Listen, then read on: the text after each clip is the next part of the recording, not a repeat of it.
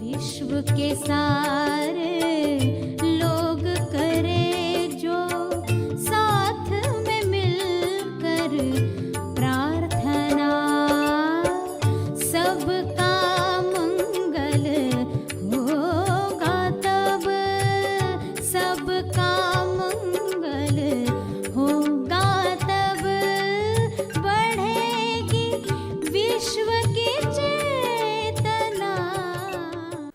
तो अच्छी बात भी कैसे समय के साथ बदलती है, हमें सजग रहना है। आज किन बातों को फॉलो किया जाए। सभी को शुभेच्छा। हैप्पी थॉट्स तेज ज्ञान फाउंडेशन द्वारा आयोजित ध्यान प्रार्थना बीज बोने के लिए आप सबका स्वागत करते हैं। रोज हम सब मिलकर प्रार्थना करते हैं ताकि हम खुद भी स्वस्थ रह पाएं और जो बीमार हैं उन्हें भी हम अपनी प्रार्थना का बल पहुंचा पाएं।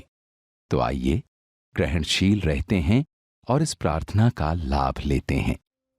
सभी आंखें बंद करें। विश्व के लिए प्रार्थना करें,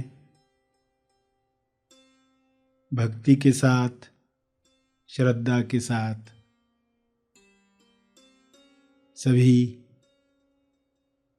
सभी जीवों के लिए किरणें शब्दों में भेजें कि सबको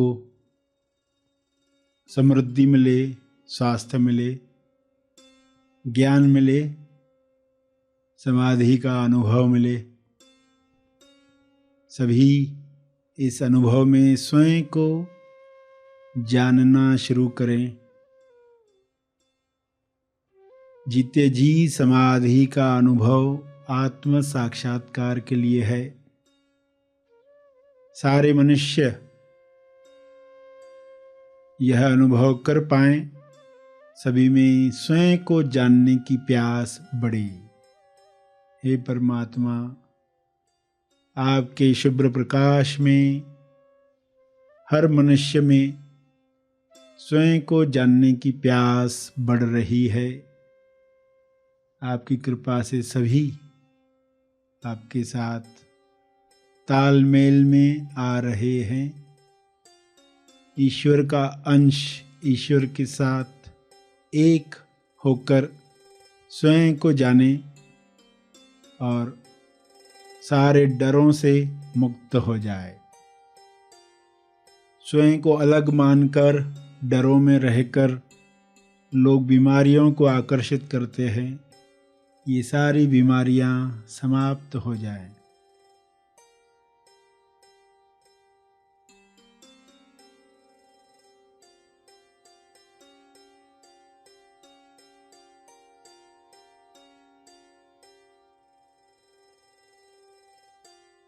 सभी को स्वास्थ्य मिले। इस स्वास्थ्य में लोग अभिव्यक्ति करें कर्मों के द्वारा, सभी को मदद करके, सेवा में रचनात्मक कार्य करके, जीवन सहज बनाकर रचनात्मक कार्यों से लोगों का समय बचे और इस बचे हुए समय में लोग पृथ्वी लक्ष्य प्राप्त करें। इस बचे हुए समय में लोग स्वबोध में बैठें।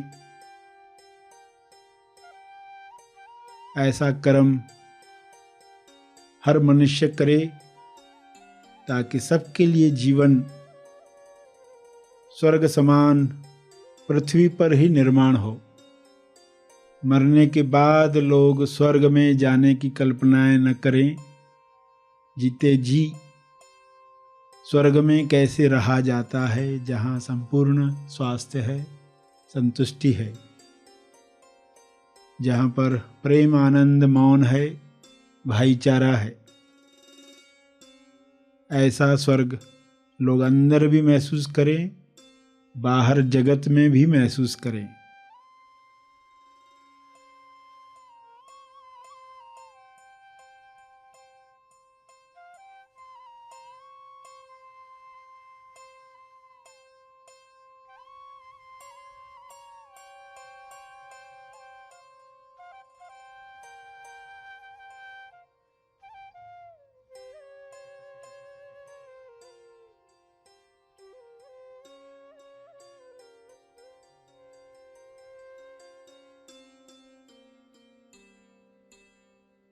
ये संभव है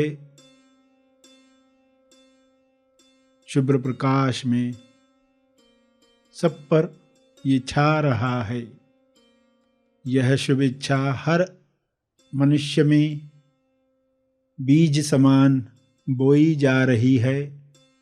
हर जीव में जैसे आनंद की लहर है, हर मनुष्य में आनंद की लहरें उठें और इस आनंद में लोग एक दूसरे की मदद करें, दूसरों के दुख में अपनी जिम्मेदारी समझकर कार्य करें, जिससे जीवन आसान हो जाएगा, सभी के लिए आसान हो जाएगा।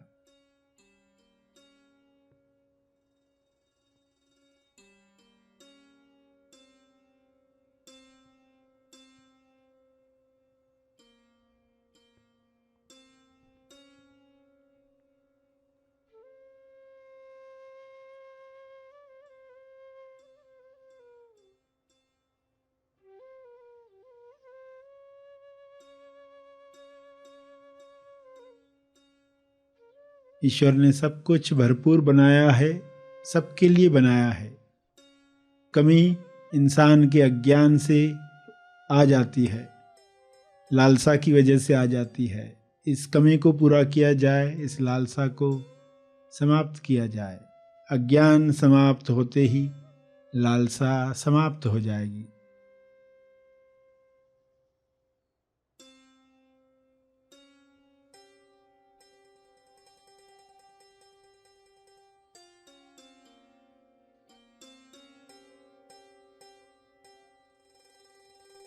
स्वबोध के साथ डर समाप्त हो जाएंगे। संतुष्टि भरा जीवन बांटने में सबको सहयोग करेगा। सब मिल बांट कर खाएंगे तो किसी चीज की कमी नहीं है। सभी ये दुआ करें, सबके लिए सब उपलब्ध हो जाए। विश्व के किसी भी कोने में कोई हो, सब तक मदद पहुँचे, सब तक ज्ञान पहुँचे, सब तक सकारात्मक विचार, प्रार्थना का बल पहुँचे। अपने शब्दों में इसी समझ को दोहराते रहें।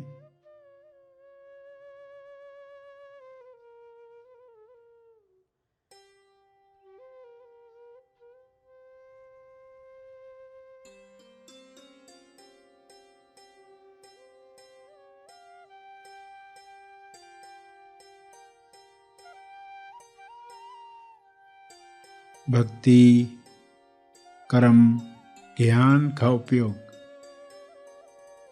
तीनों का उपयोग समभाव में करें। पूरे विश्वास के साथ अपने तप का बल जीव कल्याण के लिए अर्पित करें।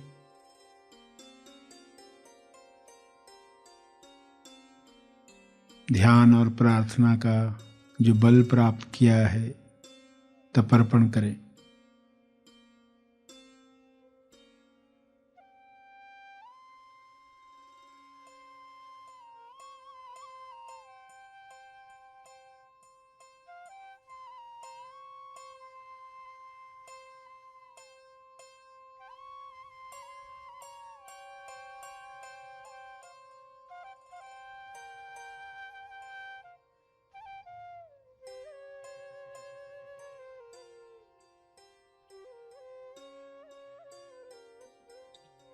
सभी धीरे धीरे आंखें खोलेंगे।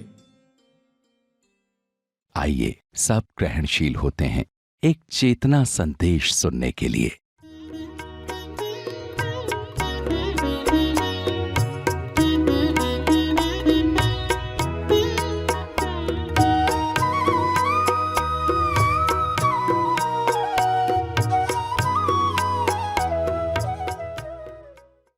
और क्या मान्यताएं, ऊपरी मान्यताएं, किसी का कोई गुजर गया तो लड़के को बाल कटवाने चाहिए। क्यों कटवाने चाहिए? लोगों को पता चल जाए कि उनके घर में कुछ हुआ है। वरना जब आपको मालूम नहीं होता है तो आप हमेशा के हिसाब से जाके बातचीत करोगे। कोई नया पर्सन मिलेगा, पूछेगा कैसे चल रहा हो, मेरा काम क्यों नहीं किया, गालियां देना शुरू कर देगा, तो पहले ही पर्सन दुखी, ऊपर से ये आके दुखी कर रहा है। तो समाज में व्यवस्था थी, जो पर्सन दुखी है सब सपोर्ट करो, मगर पता तो चले कौन दुखी है, तो उसके बाल कटवा डालो, दूर से ही मालूम पड़ जाएगा। तो ये व्यवस्था थी कम्युनिकेशन की। कम्युनिकेशन कैसे हो? फास्ट, संप्रेषण, संवाद, बिना कहे संवाद कैसे हो। दूर से ये कपड़े देखे तो मालूम पड़ जाए इसके घर में ये चल रहा है, ये कपड़े देखे तो ये पता चल जाए, ऐसे बाल देखे तो ये पता चल जाए। देखकर ही कैसे पता चले। तो बड़े बूढ़ों ने समझदारी से कुछ बातें बनाई। अब बोलेंगे कि इस वजह से बाल काटने हैं, वजह सही बताई तो लोग करते ही नहीं फॉलो। अगर डर दिया तो वो करते सब। तो ऐसी बातें डाल दी गई ताकि उस पर्सन को जिसने बाल कटाए हैं उसको कोई और दुखी न करे, और उस पर्सन को ये भी पता चले कि अब मेरी जिम्मेदारी बड़ी है, मेरी जिम्मेदारी अब बढ़ गई है, अब मुझे लापरवाही से नहीं चलना चाहिए। जब भी आईने में शक्ल देखेगा तो उसको याद आएगा मेरी जिम्मेदारी बड़ी है, अब मैं थोड़ा और मैच्योर्ड हो जाऊं, अच्छा काम करूं, घर वालों के लिए निमित्त बनूं, उनका दुख कम करूं। इस तरह उस इंसान को खुद भी रियलाइजेशन हो कि मुझे जिम्मेदारी लेनी है, बाकी लोग भी उसको मदद करें। तो कैसी सुंदर व्यवस्था थी। सुंदर व्यवस्था क्या थी? जैसे ही कुछ घटना हो सभी लोगों को मालूम पड़ जाए। पर आज की तारीख में जब लोग ब्लाइंडली इसको फॉलो कर रहे हैं, आंख बंद कर कर अंधश्रद्धा से, तो क्या हो जाता है कि जो पर्सन उसको फॉलो कर रहा है कोई किसी कारण से नहीं कर पा रहा है तो लोग उसको भला बुरा बोल रहे हैं, समझ नहीं पा रहे हैं, क्योंकि सभी के लिए एक जैसा नहीं है। कोई तिरुपति बालाजी भी जाकर आ गया तो आज लोग बोलेंगे कोई गुजर गया क्या इसका। तो समय के साथ नई चीज़ें आती है, नए ढंग से संवाद होना चाहिए, संप्रेषण होना चाहिए, बातचीत होनी चाहिए। तो अच्छी बात भी कैसे समय के साथ बदलती है, हमें सजग रहना है आज किन बातों को फॉलो किया जाए।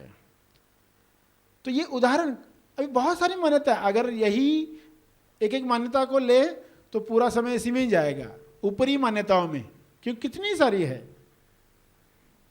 तो अब ऊपरी मान्यताएं समझ में आ गई, यानी ऐसे समझो कि एक बहुत बड़ा मान्यताओं का वृक्ष है, पेड़, और उसके जो पत्ते हैं वो ऊपरी ऊपरी मान्यताएं। पत्ते जो है, पत्तों के बाद फिर फल भी आते, फूल भी आते हैं, टहनियाँ भी आती है, तन्ना भी आता है, और जड़, रूट्स, ये सब अलग अलग तरह की मान्यताएं हैं।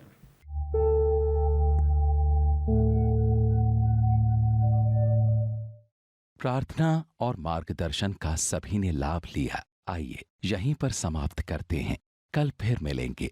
तब तक के लिए धन्यवाद। Happy thoughts.